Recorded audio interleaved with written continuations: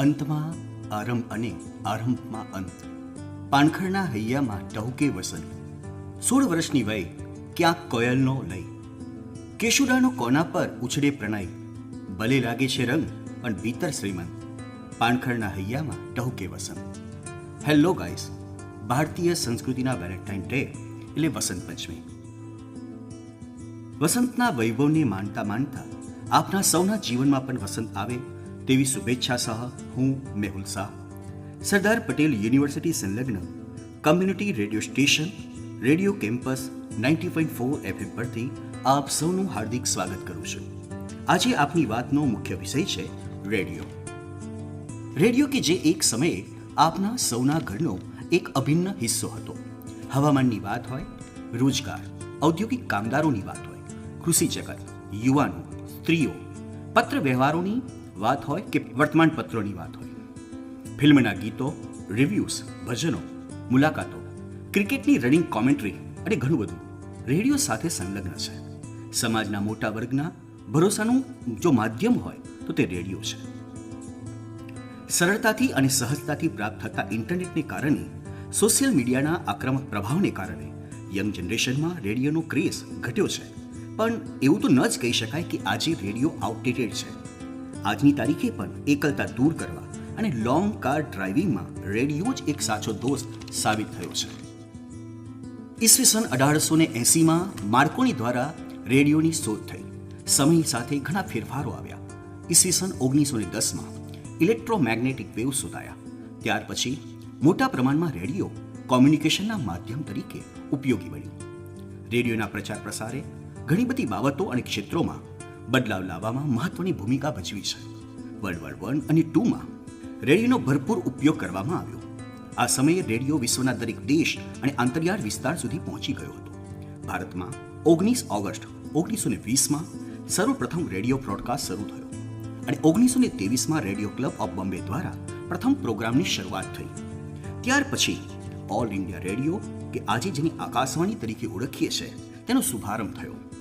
વિવિધ ભારતી અને radio Ceylon લોકપ્રિય રેડિયો સ્ટેશન છે. દેશની આઝાદીની ચળવળમાં દેશની બહાર રહીને સુભાષચંદ્ર બોઝે દેશના નાગરિકોને વારંવાર સંબોધન કરીને દેશ માટે ક્રાંતિની ચિનગારી કાર્યાન્વિત કરી હતી. અને હા, આ સુભાષચંદ્ર બોઝે રેડિયો પરથી મહાત્મા ગાંધીજીને સર્વપ્રથમ વખત ફાધર ઓફ નેશન તરીકે સંબોધ્યા હતા. દેશની આઝાદી પછીના સત્તાના હસ્તાંતરણની વાત આપના વડીલોએ રેડિયો મારફતે જ સાંભળી હતી. મહાત્મા ગાંધીની હત્યા પછીની સ્મશાન યાત્રા હોય કે ઇન્દિરા ગાંધીજીની હત્યા અને તે પછીના બનાવોના આંખો દેખે અહેવાલ રેડિયો મારફતે જનમાનસ સુધી પહોંચ્યા હતા. ભારતે જ્યારે પ્રથમ વખત ઈસવીસન 1983માં ક્રિકેટ વર્લ્ડ કપ જીત્યો ત્યારે સુશીલ દોશીના અવાજમાં જે રનિંગ કોમેન્ટ્રી સાંભળી હતી તે લાજવાબ હતી. હા, દર વર્ષે 26મી જાન્યુઆરીના રોજ દિલ્હીમાં ગણતંત્રની પરેડ એ સાંભળવી એક રોમાંચક લાહવો છે, તે પણ રેડિયો દ્વારા. આર્મીના દરેક યુનિટ તેના આદર્શ વાક્ય અને જયઘોષ સાથે જે શૌર્ય ગાથા રજૂ કરવામાં આવતી તે સાંભળીને દેશ માટે કંઈક કરી છૂટવાની પ્રેરણા આપણને મળતી રહી છે.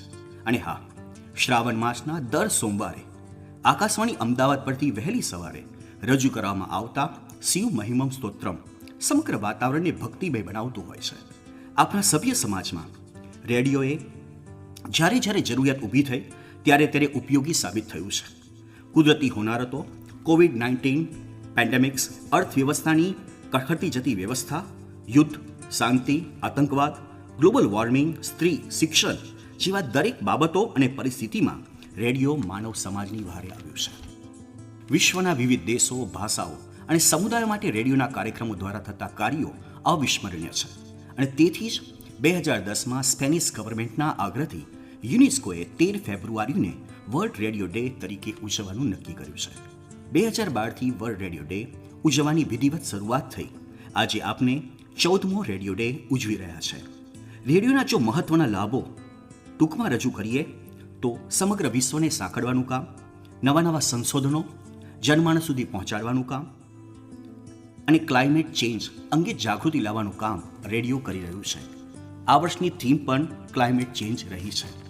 ભારતમાં રેડિયો આવે એટલે તરત જ ये आकाशवाणी है और आप सुन रहे हैं આ શબ્દો યાદ આવ્યા વગર રહે જ નહીં.